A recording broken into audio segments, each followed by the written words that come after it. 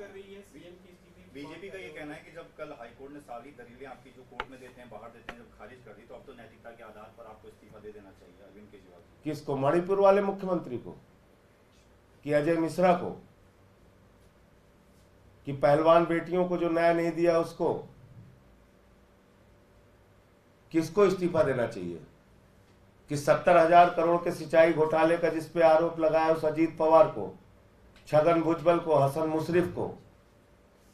किसको इस्तीफा देना चाहिए? लीडर ऑफ अपोजिशन शुभेंदु अधिकारी को कि हेमंत विश्व शर्मा को, जिसके ऊपर शारदा स्कैम और वाटर घोटाले का आरोप लगाया?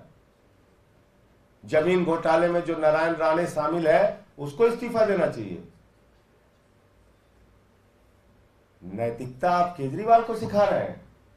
भाजपाई, एक नंबर के बेईमान, हिंदुस्तान की सबसे भ्रष्ट पार्टी, लाखों करोड़ का चंदा और हेर फेर करने वाली पार्टी, जिन्होंने 15 लाख करोड़ रुपए पूंजीपतियों का माफ किया, जिन्होंने नोटबंदी का घोटाला किया, जिन्होंने बैंक के सेटलमेंट के नाम पे 3,53,000 करोड़ रुपए चंद पूंजीपतियों का माफ कर दिया, जिन्होंने अपने एक दोस्त के लिए, अडानी के लिए, हिंदुस्तान की सारी संपत्तियां नीलाम कर दी। बिजली हो, पानी हो, सेल हो, कोल हो, रेलवे हो, एयरपोर्ट हो, पोर्ट हो, सब उसी एक व्यक्ति को दे दिया।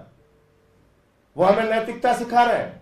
हिंदुस्तान के 82 करोड़ लोग 5 किलो राशन पे जिंदा हैं और उनका दोस्त प्रधानमंत्री नरेंद्र मोदी का पूरे देश की संपत्ति लूटेगा और 2.5 लाख करोड़ रुपए का कर्जा लेके घूमेगा। हमको नैतिकता सीखनी है भाजपाइयों से, बंगारू लक्ष्मण की पार्टी से। यह सिखाएंगे नैतिकता उस अरविंद केजरीवाल को जिसने आईआरएस की नौकरी को लात मार दिया। उस अरविंद केजरीवाल को यह नैतिकता सिखाएंगे जिन्होंने 49 दिन की मुख्यमंत्री की कुर्सी को लात मार दिया। 49 दिन के मुख्य, चपरासी की नौकरी कोई नहीं छोड़ता। मुख्यमंत्री बने थे पहली बार दिल्ली के, 49 दिन के बाद लात मार दिया उस कुर्सी को।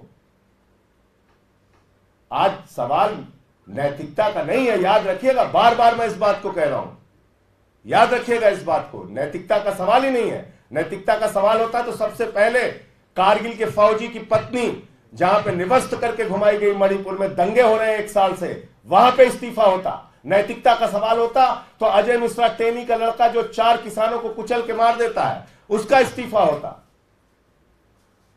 पहलवान बेटियों को न्याय मिलता।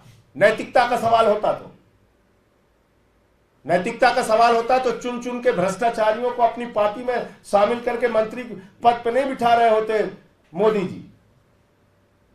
नैतिकता सिखा रहे हैं।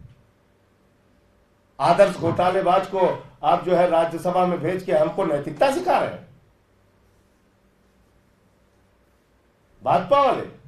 ये सवाल नैतिकता का नहीं है, मैं फिर कह रहा हूं, ये सवाल भारत के लोकतंत्र को बचाने का है। आज केजरीवाल इस्तीफा दे देंगे, आम आदमी पार्टी को खत्म कर दिया जाएगा, खत्म। सारे विधायकों को तोड़ा जाएगा, जेल में डाला जाएगा, हमारे मंत्रियों को जेल में डाला जाएगा, पंजाब के मंत्रियों को, विधायकों को जेल में डाला जाएगा, पंजाब के मुख्यमंत्री को जेल में डाला जाएगा, उनसे इस्तीफा मांगा जाएगा, स्टालिन को जेल में डालेंगे, विजयन को डालेंगे, सिद्धारमैया को डालेंगे, रेवंत रेड्डी को डालेंगे, ममता बनर्जी को डालेंगे, पूरे देश के विपक्षी पार्टियों को खत्म करेंगे, अखिलेश यादव को जेल में डालेंगे, तेजस्वी को जेल में डालेंगे। तुम्हारी चप्पल उठाने के लिए बने हम लोग? देश में दादागिरी करोगे? नैतिकता सिखा रहे हो हमें।